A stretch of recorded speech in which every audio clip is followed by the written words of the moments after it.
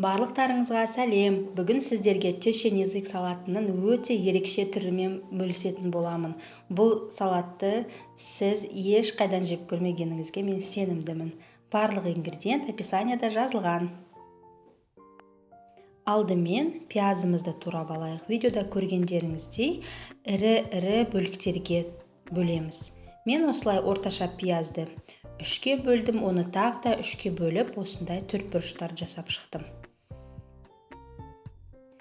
Енді осы туралған пиязымызды табаға май құйып, орташа отта қызарғанша қуырып аламыз. Пиязымыз қуырылғанға дейін біз баклажанымыздың сыртын аршып, оны да 2 см болатындай етіп, төртбұрыштарға бөліп шығамыз.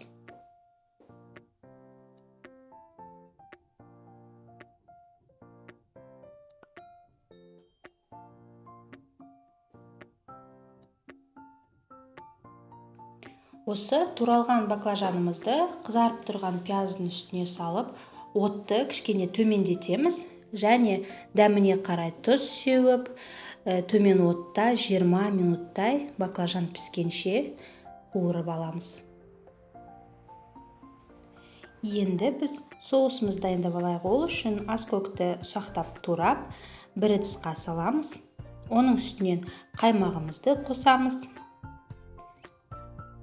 Және сарымсақты осындай теркадан өткізсеңіз болады, немесе езіп, сарымсақ езетімен езіп қоссаңыз болады. Және қалауыңыз бойынша тұз, бұрыш, тағы да басқа дәмдеуіштерді қосып, барлығын араластырамыз.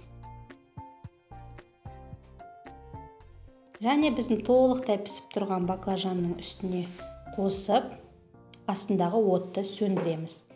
Енді қызанақты да үлкен төртбұрыштарға бөліп, оны да дайын тұрған баклажанның үстіне салып, араластырып аламыз. Бұл ыстық салат ретінде де жесеңіз болады, немесе суытып, суық күйінде де жеуге болады. Өте дәмді. Егер қызанақ қоспасаңыз, тек баклажанның өзі саңырау құлақтың дәміне ұқсайды. Өте дәмді болады. Жасап көріңіздер. Жеңіл тещен язык салатының жеңіл түрі. Каналға тіркеліп, лайк басуды ұмытпаңыздар.